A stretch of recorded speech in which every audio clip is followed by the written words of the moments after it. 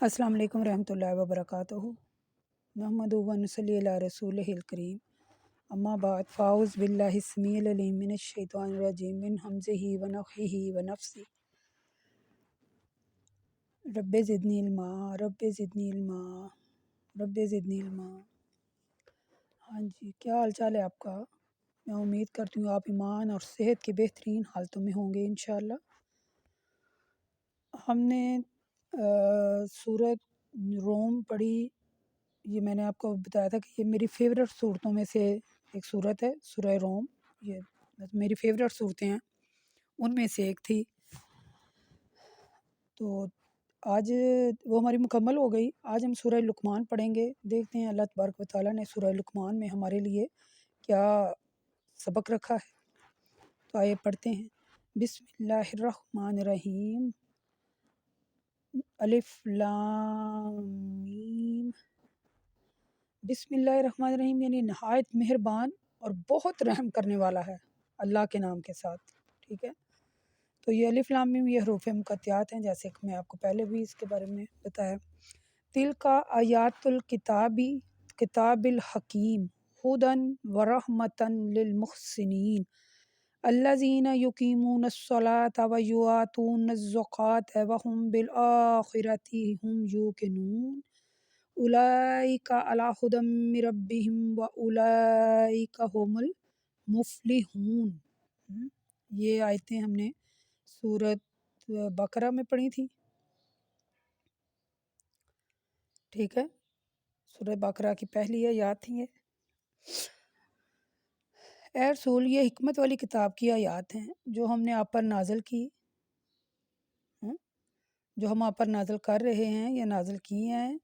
यह आयत नेकी करने वालों के लिए हदायत और सरासर रहमत है, यानी उन लोगों के लिए जो नमाज कायम करते हैं, ज़कात देते हैं और आखिरत पर यकीन रखते हैं। ये लोग अपने रब की तरफ से आई हुई हदायत पर हैं और यही लोग निजात पाएंगे। ठीक है, ये कुरान पाक हिकमत वाली किताब है, हिकमत वाली। सही मुस्लिम की एक हदीस है, मेरा दिल कर रहा है मैं इसके साथ वो आपको सुनाऊं। बड़ी ज़बरदस्त हदीस है, सही मुस्लिम की है। अल्लाह के रसूल सल्लल्लाहु अलैहि वसल्लम फरमाते हैं कि जन्नत और दोज़ख ने झगड़ा किया। दोज़ख ने कहा मुझ में बड़े बड़े ज़ोरावर मगरूर लोग दाखिल होंगे। जन्नत ने कहा मुझ में तो नातवां और मस्कीन लोग दाखिल होंगे। अल्लाह ताला ने दोज़ख से फरमाया तू मेरा अज़ाब है, मैं जिसको चाहूँगा तुझसे अज़ाब कराऊँगा। और जन्नत से फरमाया तू मेरी रहमत है, मैं जिस पर चाहूँगा तुझसे रहम कराऊँगा और तुम दोनों को भर दिया जाएगा। तुम दोनों को भर दिया जाएगा। व मिनन नासी मन यश्तरिल लहुवल हदीसी ले युज़िल्ला अन सबीलिल्लाहि बगैरिल इल्म व यत्तखिज़ु हाज़ूज़न व उलाइका लहुम अज़ाबुन महीन। ये जब अज़ाबुन महीन का लफ्ज़ आता है ना, आप यकीन करें बड़ा डर लगता है। अज़ाबुन महीन, फिर अज़ाबुन अलीम।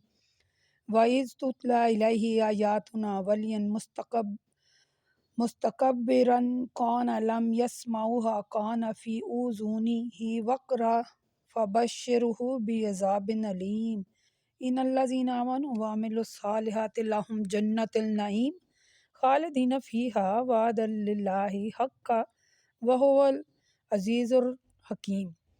और ए रसूल, लोगों में बाज़ ऐसे भी शख्स हैं जो बेहुदा बातों का ख़रीदार बनता है ताकि इनके ज़रिए बग़ैर इल्म के लोगों को अल्लाह के रास्ते से गुमराह कर दे और इनका मजाक उड़ाए। ऐसे लोगों के लिए क़यामत के दिन ज़लील करने वाला अज़ाब है। और जब इनको हमारी आयत पढ़कर सुनाई जाती हैं तो तकब्बर के साथ पीठ फेर लेते हैं, गोया कि इसने सुना ही नहीं, गोया कि इसके कानों में बोझ है। तो ए रसूल, इसको दर्दनाक अज़ाब की खुशखबरी सुनाएं। अलबत्ता जो लोग ईमान लाए और नेक अमल करते रहे, इनके लिए नेमतों के बागात हैं जिनमें वो हमेशा रहेंगे। और ये अल्लाह का वादा सच्चा है और वो अपने वादे को ज़रूर पूरा करेगा। अल्लाह ज़बरदस्त हिकमत वाला और गालिब है। यानी अल्लाह कहते हैं रसूल, इनमें से बाज़ लोग ऐसे भी हैं जो बेहुदा बातों का ख़रीदार बनता है ताकि लोगों को बग़ैर इल्म के अल्लाह के रास्ते से गुमराह करे اور مذاق اڑائے، تو ایسے لوگوں کے لیے رسوا کن عذاب ہے۔ یعنی جو شخص لوگوں کو بیہودہ باتیں اور قصے کہانیوں میں الجھا کر راہ حق سے بھٹکاتا ہے اور اللہ کے دین کا مذاق اڑائے، اور جب اس کو قرآن مجید کی آیات سنائی جائیں تو تکبر کے ساتھ پیٹ پھیر لے کہ گویا اس نے سنا ہی نہیں، تو ان کے لیے ذلت امیز عذاب ہے۔ خلق السماواتی بغیر، یعنی اللہ کہتے ہیں کہ اللہ نے اسی نے آسمانوں کو جیسا کہ تم انہیں دیکھتے ہو بغیر ستونوں کے پیدا کیا ہے۔ اس نے زمین میں پہاڑ گاڑ دیے تاکہ زمین تمہیں لے کر ڈگمگا نہ جائے، اور اسی نے زمین میں ہر قسم کے جانور پھیلا دیے، اور اے رسول ہم نے ہی بادل سے پانی برسایا، پھر ہم نے زمین میں ہر قسم کی عمدہ عمدہ چیزیں اگائیں۔ تو اے کافرو، یہ تو اللہ کی پیدا کی ہوئی چیزیں ہیں، اب تم مجھے بتاؤ کہ اس کے علاوہ جو تمہارے شریک ہیں انہوں نے کیا پیدا کیا ہے؟ حقیقت یہ ہے کہ یہ ظالم سری گمراہی میں ہے۔ ان آیات میں پھر اللہ تعالیٰ نے توحید کی دلیل بیان کی ہے، ٹھیک ہے، یہ ہم نے یہ پڑھا تھا نا پیچھے کہ اللہ تعالیٰ نے زمین بنائی، پھر اس کے اوپر اللہ نے پہاڑ بنائے تاکہ وہ انسانوں کو لے کے ڈگمگا نہ جائے، اور پھر اس میں ہر قسم کے جانور پھیلائے، اور پھر بارش برسائی، اور پھر میوے بنائے، اور پھر ہمارے کھانے کے لیے بے تحاشا چیزیں۔ وَلَقَدْ أَتَيْنَا لُقْمَانَ الْحَكِيمَ أَنِ اشْكُرُوا اللَّهِ وَمَنْ يَشْكُرُ فَإِنَّمَا يَشْكُرُ لِنَفْسِهِ وَمَنْ كَفَرَ فَإِنَّ اللَّهَ غَنِيٌّ حَمِيدٌ۔ وَإِذْ قَالَ لُقْمَانُ لِابْنِهِ، اب ہم حضرت لقمان علیہ السلام کا جو ذکر ہے وہ اس میں پڑھیں گے۔ اے رسول ہم نے لقمان کو حکمت دی اور ان سے کہا کہ اللہ کا شکر ادا کرتے رہو، اور جو شخص شکر کرتا ہے وہ اپنے فائدے کے لیے شکر کرتا ہے، اور اللہ کا اس میں کوئی فائدہ نہیں ہے، اور جو شخص نے شکری کرتا ہے تو اللہ اس کے شکر سے بے نیاز ہے۔ جب لقمان نے اپنے بیٹے سے کہا جبکہ وہ اسے نصیحت کر رہے تھے، اے میرے بیٹے، یہ ذرا آپ غور سے سنیے گا باتیں، اے میرے بیٹے، اللہ کے ساتھ شرک نہ کرنا، بے شک شرک ظلم عظیم ہے۔ ہم نے انسان کو اپنے ماں باپ کے ساتھ حسن سلوک کرنے کا حکم دیا، خصوصاً ماں کے ساتھ، اس لیے کہ اس کی ماں تکلیف پر تکلیف جھیل کر اسے اٹھائے پھرتی ہے، پھر اسے دودھ پلاتی، پھر کہیں 2 برس میں جا کر اس کا دودھ چھڑایا جاتا، اور ہم نے انسان کو یہ بھی حکم دیا کہ میرا بھی شکر ادا کرتا رہے اور اپنے والدین کا بھی۔ تم سب کو میری طرف لوٹ کر آنا ہے، اور اگر والدین کوشش کریں گے تو میرے ساتھ شرک کرے تو جس کا تجھے کچھ بھی علم نہیں تو ان کی اطاعت نہ کرنا، لیکن دنیا کے معاملات میں ان کا اچھی طرح ساتھ دینا، اور جو شخص میری طرف رجوع کرے اور اس کے راستے کی پیروی کرنا، ہوشیار رہنا کہ تم سب کو ہماری ہی طرف لوٹ کے آنا ہے، پھر میں تمہیں بتاؤں گا کہ تم دنیا میں کیا کیا کرتے رہے تھے۔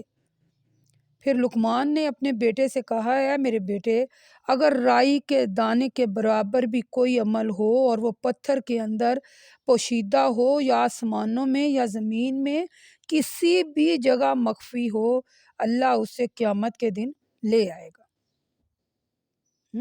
بے شک اللہ تعالیٰ بڑا باریک بین اور بڑا باخبر ہے، کوئی عمل اس سے پوشیدہ نہیں ہے۔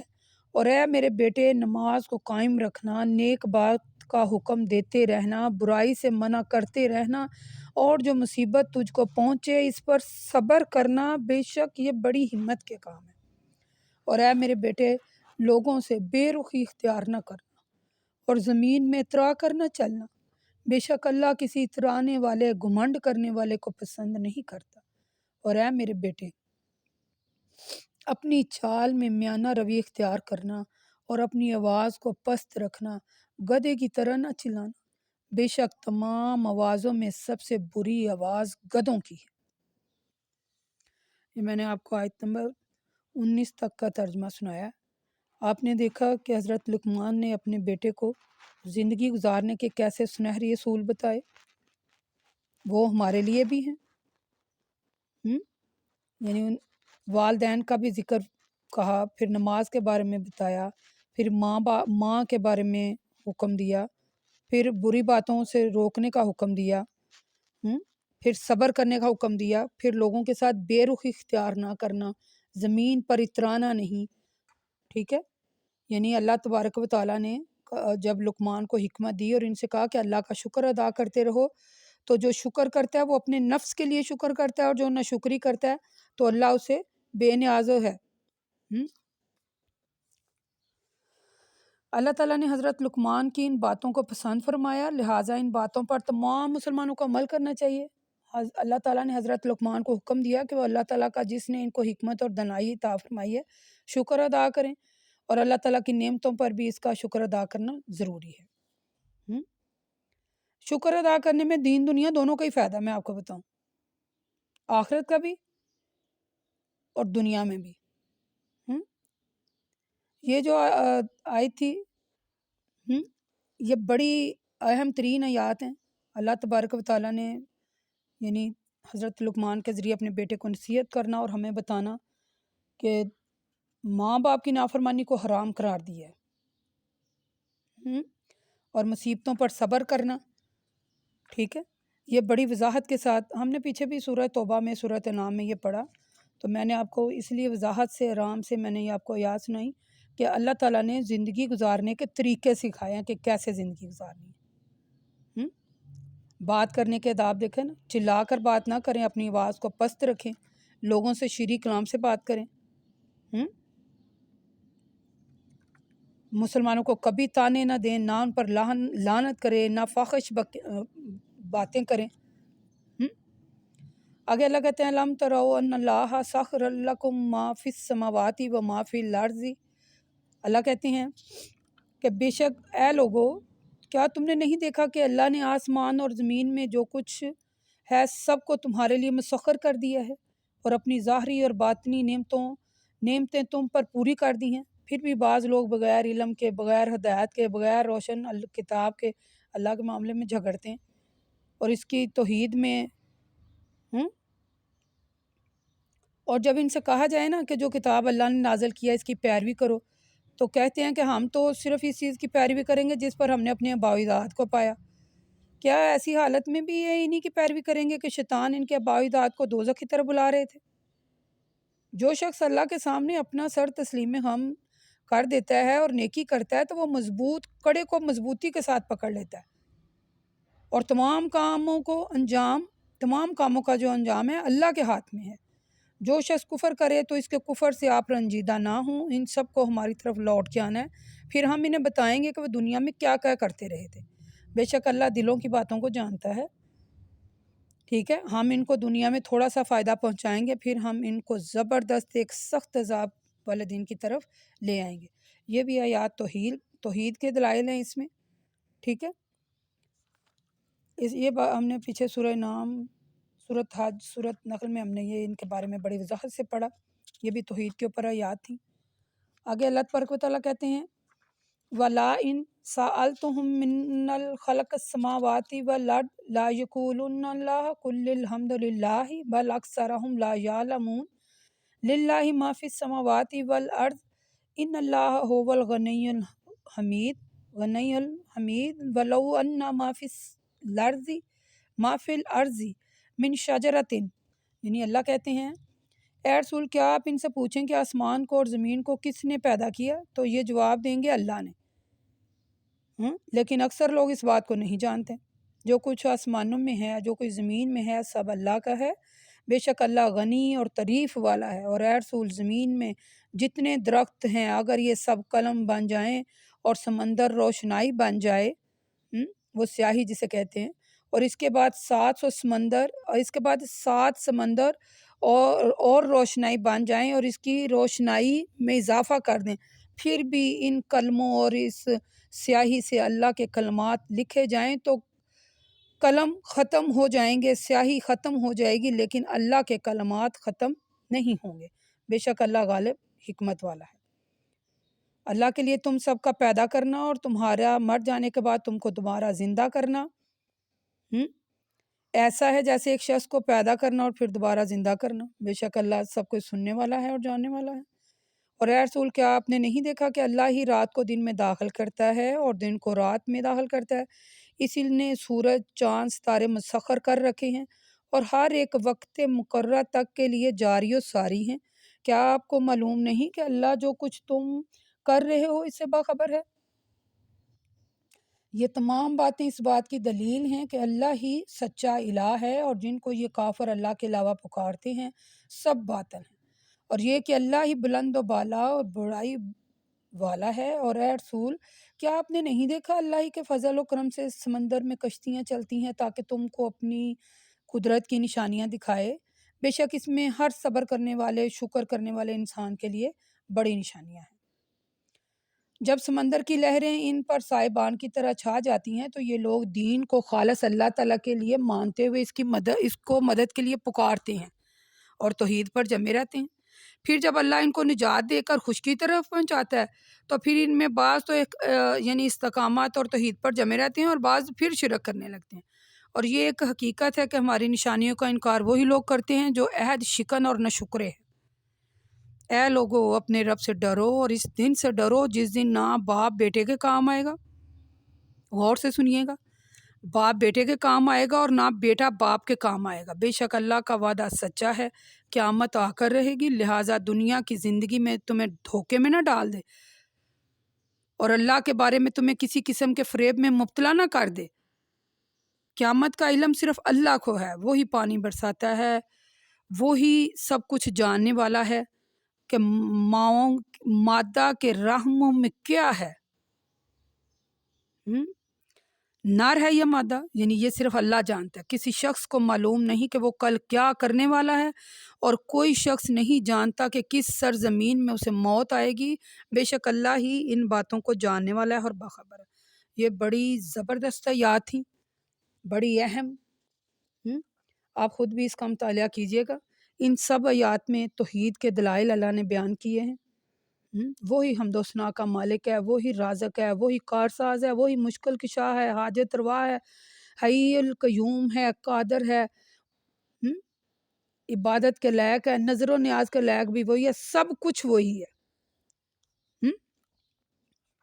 ٹھیک ہے، یہ توحید کے اوپر بڑی زبردست آیات تھیں۔